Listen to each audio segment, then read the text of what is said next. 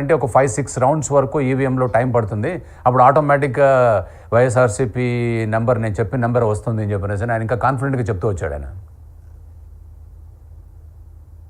ఆరా మస్తాన్ గారు యాక్చువల్గా ఇంతకు ముందు కొంచెం క్రెడిబిలిటీ ఉన్న సర్వే చేసే సంస్థగా పేరున్న వ్యక్తి అండి. మరి ఈ సంవత్సరం ఎందుకని ఎలా అయితే ఆంధ్రప్రదేశ్ లో ఉన్నటువంటి వైసీపీలో ఉన్న నాయకులు 40-50 ఏళ్ల అనుభవం ఉన్న వాళ్ళు అయినప్పటికీ కూడా జగన్మోహన్ రెడ్డి గారి యొక్క నాయకత్వ సారథ్యంలో ఎలా భ్రష్టు పట్టిపోయారో అట్లాగే ఆరా మస్తాన్ గారి యొక్క సర్వే తెలివితేటలో కూడా జగన్మోహన్ రెడ్డి గారి యొక్క మాయలో పడి లేదంటే అతను చూపించినటువంటి తాయిలాలకు ఆశపడి భ్రష్టు పట్టి అని చెప్పేసి అర్థమైంది మాకు క్లియర్ గా.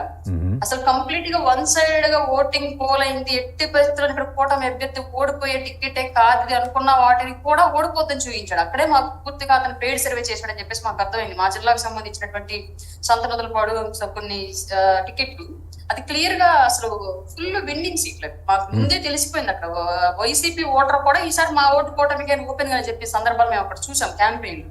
అలాగే ఓటింగ్ తర్వాత కూడా మాకు అదే వేవ్ కనిపించింది. అట్లాంటి వాటిలో కూడా ఆరా మస్తాన్ గారి సర్వే అవి ఓటమి పాలవుతుంది కూటమి అన్నట్లుగా చెప్పాడు.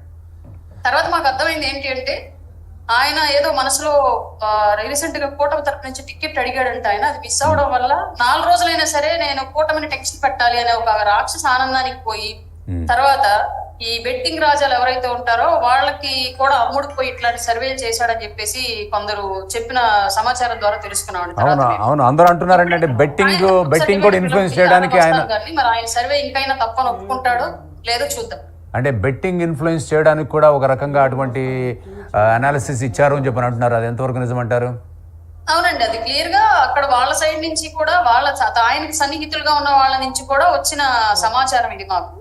ఎవరు వైసీపీ గెలిచిద్ది అనే బెట్టింగ్ కట్టట్లేదు, అందరూ కూటమి మీద కడుతున్నారు అన్న ఉద్దేశంతో ఆ టర్న్ చెయ్యాలి, కొంతమంది బెట్టింగ్ రాయల దగ్గర నుంచి డబ్బులు తీసుకొని అలా బెట్టింగ్ వేవ్ని మార్చడానికి అలా చేశాడు అన్నట్లుగా మాకు కొంత సమాచారం వినిపించిందండి. మరి అదంతవరకు నిజం అనేది ఆయనకే తెలియాలి, లేదంటే తర్వాత ఇన్వెస్టిగేషన్ లో ఏమైనా చేస్తే చేయొచ్చేమో తెలియదు. కానీ ఇప్పటి వరకు అయితే మాకు అట్లాంటి సమాచారం మాకు అందింది. కేవలం అతను ఒక్కడు మాత్రమే నెగిటివ్ సర్వే చెప్పాడు. దాదాపుగా ఏపీ నుంచి చేసిన అన్ని సర్వే సంస్థలు కూటమికే ఓటింగ్ ఎక్కువగా పోలైంది, కూటమి రాష్ట్రాల అధికారంలోకి వచ్చింది అని చెప్పేసి క్లియర్ కట్ గా ఇస్తే ఓటరు నాడి ఏంటి అనేదని ఒక ఆరా మస్తాన్ గారు మాత్రమే జగన్ నాడి ఏంటిది అనేది చెప్పాడండి. జగన్ నాడి మాకు అక్కర్లేదు కదండి, ఓటర్కి ఎప్పుడు జగన్ నాడు అక్కర్లా, ఆంధ్రప్రదేశ్ నాడు ఏంటిది అన్నదే కావాలి. అవునండి, కరెక్ట్గా చెప్పారు. అరుణ గారు, ఇప్పుడు జనసేన పవన్ కళ్యాణ్ గారు నౌ ఈ సెంటర్ ఆఫ్ అట్రాక్షన్. ఎందుకంటే ఈ పొత్తు అంటే వ్యతిరేక ఓటు చీలిపోకుండా పొత్తు కుదర్చాలని మొదటి నుంచి కూడా మొత్తము తన భుజస్కంధాలపైన వేసుకొని ఇటు చంద్రబాబు నాయుడు గారిని కన్విన్స్ చేసి సెంట్రల్లో బీజేపీ అధిష్టానాన్ని కన్విన్స్ చేసి ఒక పొత్తు అంటే ఓటు చీలిపోకుండా మొత్తానికి ఏ విధంగానైనా ఆ ప్రభుత్వాన్ని మార్చాలి, ఆ అరాచకాన్ని ఆపాలి అని చెప్పిన మొత్తం ఒక బాధ్యత మోసి పొత్తు కుదిర్చాడండి. అవునండి, ఒక సామాన్యుడు రాజకీయం చేస్తే ఎలా ఉండేదో చూపించాడు పవన్ కళ్యాణ్ గారు. ఇవాళ ఒక ఆకలితో రగిలిపోయే కడుపులో నుంచి పుట్టినటువంటి రాజకీయం అది, బాధల్లో నుంచి నలుగుతున్నటువంటి కన్నీళ్ళని చూసుకుంటే రాజకీయం అది. 1 కాదు 2 కాదు ఎన్ని అవమానాలు పడ్డాడు సార్ ఆయన. అసలు రాయా మనిషా అని మేము ఒక్కొక్కసారి చెక్ చేసుకున్న పరిస్థితులను చూసాం రాష్ట్రంలో. ఒక వ్యక్తి మీద 150 మంది గెలిపించి బ్యాండేట్ ఇస్తే మొత్తం ప్రభుత్వం అంతా కూడా ఆ వ్యక్తిని హింసించడానికి పనిచేస్తుంది తప్ప రాష్ట్రం కోసం పనిచేయలేదు.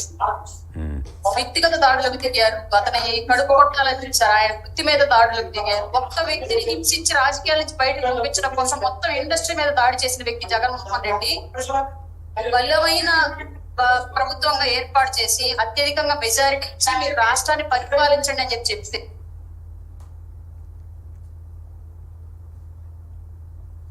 హలో వాయిస్ మీట్లో ఉందండి.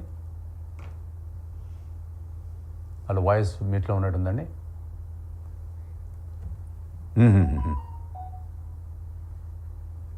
హలో అరుణ్ గారు, హలో అరుణ్ గారు. ఓకే ఓకే ఓకే ఓకే అచ్చా, సంబరాలు జరుపుకుంటున్నారా? ఓకే, మీ సంబరాలన్నీ కనబడుతున్నాయండి, జనసేన పార్టీ సంబరాలన్నీ కనబడుతున్నాయి, మీ జనసేన కార్యకర్తల సంబరాలన్నీ కనబడుతున్నాయండి, చూపిస్తున్నారు కదా లైవ్లో.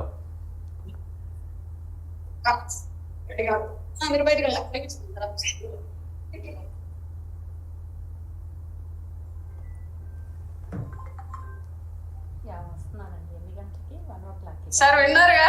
విన్నామండి, విన్నాం, ప్రత్యక్షంగా చూసాం కూడా. 5 సంవత్సరాలు ఇక్కడ ప్రస్తుతం.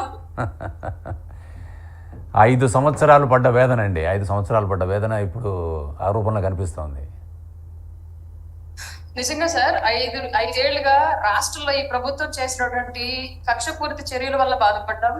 10 ఏళ్లుగా పార్టీని నిలబెట్టుకోవడానికి బాధపడ్డాం, ఆర్థికంగా బాధపడ్డాం, సామాజికంగా బాధపడ్డాం. వ్యవస్థల్ని మమ్మల్ని అణిచివేయడానికి, పోలీస్ వ్యవస్థని, రెవెన్యూ వ్యవస్థల్ని, లీగల్ వ్యవస్థలు అన్నింటినీ కూడా మమ్మల్ని అణిచివేయడానికి ఉపయోగించిన ఆ వ్యవస్థల నుంచి బాధపడ్డాం. ఇవాళ అన్ని బాధలకి కూడా ఈ రోజు వచ్చిన విజయం ఒక గుర్తింపుగా, మా బాధలకు దక్కిన ప్రతిఫలంగా మేము భావిస్తున్నామండి. అంటే ఒక రకంగా ఓటు చీలిపోకుండా ప్రభుత్వానికి ప్రత్యామ్నాయ పార్టీకి ఓటు వేస్తారు అని చెప్పినని అంటే ప్రజల పల్స్ కూడా నిరూపణ అయిందంటారు.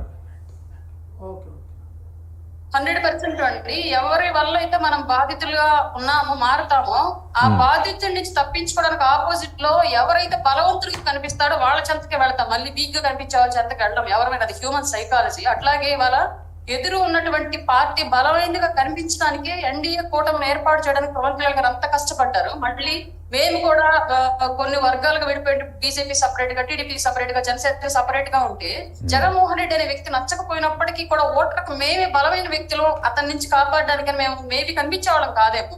అందువల్లే కూటమి అనేది ఏర్పాటు అవ్వడానికి, ప్రభుత్వ ఓటింగ్ అనేది చేయకుండా ఉండడానికి, బలమైన ప్రభుత్వం ఏర్పాటు చేయడానికి, తర్వాత కూడా తీసుకునే ప్రతి నిర్ణయంలో కూడా భాగస్వామ్యం ఏర్పాటు చేసుకోవడానికి ఎన్డీఏ కూటమిలోకి 3 పార్టీలను చేర్చడానికి అంత కష్టపడ్డారు సార్ కళ్యాణ్ గారు. అంటే జనసేన పార్టీ కంటెస్ట్ చేసిన 21 సీట్లలో 19 సీట్లు ఆల్మోస్ట్ ఒక సునామీ లాగా మొత్తం అంతా స్వీప్ చేశారండి. అంటే మీరు